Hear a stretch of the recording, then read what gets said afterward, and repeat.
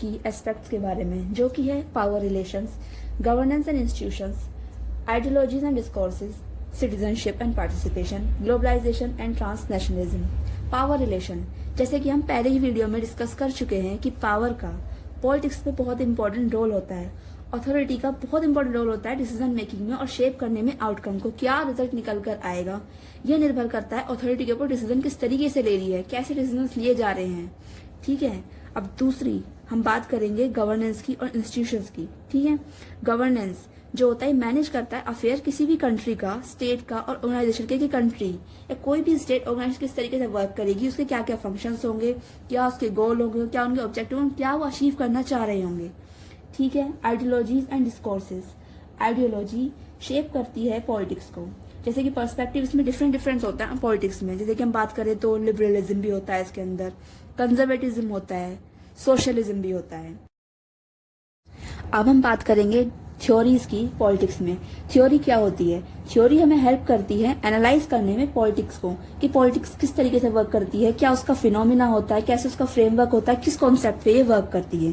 ठीक है, but exam के पर्सपेक्टिव से हमें इसमें सबसे पहले किसी थिंकर की डेफिनेशन लिखनी होगी, क्योंकि ये हमें मार्क्स काफी अच्छे दिलाने में हेल्प करती है। तो इसमें हम लिखेंगे सबसे पहले दो डेफिनेशन, जो कि हैरोल्ड जे लेसवेल की और डेविड ईस्टन की।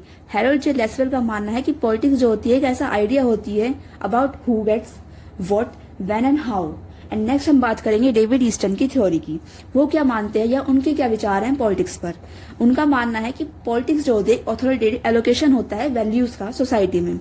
जैसे कि हम पहले ही बता चुके हैं कि पावर एक इंपॉर्टेंट रोल प्ले करती है सोसाइटी में, सेम उसी तरीके से अथॉरिटी हमें हेल्प करती है एलोकेट करने में रिसोर्सेज सोसाइटी में, क्योंकि इक्वल रिसोर्सेज का डिस्ट्रीब्यूशन बहुत ज्यादा जरूरी है एक बेहतर सोसाइटी को वर्क कराने के लिए। ओके, अब हम बात करेंगे की अप्रोचेस की, जो कि है liberalism, realism, Marxism, feminism and post colonialism. Liberalism जो है वो बात करते हैं इंडिविजुअल के राइट्स की, फ्रीडम की, एक लिमिटेड गवर्नमेंट की बात करते हैं। उनका मानना है कि गवर्नमेंट का इंटरवेंशन काफी लिमिटेड होना चाहिए। और रियलिस्ट क्या कहते हैं? उनका मानना है वो फोकस करते हैं पावर पे, सिक्योरिटी पे, नेशनल इंटरेस्ट उनके लिए उनकी प्रायोरिटी होती है। और मार्क्सिस्ट क्या बात करते हैं? उनका मानना है कि क्लास स्ट्रगल किस तरीके से वो इक्वालिटी की बात करते हैं। और फेमिनिस्ट क्या बात करते हैं? उनका मानना है कि वुमेन्स को राइट मिलने चाहिए, इक्वालिटी होनी चाहिए। उनका एक्सपीरियंस क्या है राइट्स को लेकर के। पोस्ट कॉलोनिज्म में हम ये देखते हैं कि कॉलोनिज्म ने किस तरीके से इम्पैक्ट डाला है पॉलिटिक्स पे और सोसाइटी पे। अब हम बात करेंगे थ्योरी का क्या इंपॉर्टेंस है पॉलिटिक्स में। फर्स्ट ऑफ ऑल, थ्योरी हमें हेल्प करती है समझने में कॉम्प्लेक्स इश्यूज को, क्या क्या इश्यूज हैं, हमें उन्हें किस तरीके से टैकल करना है और क्या क्या हम उसके आउटकम्स निकाल सकते हैं फिर उससे।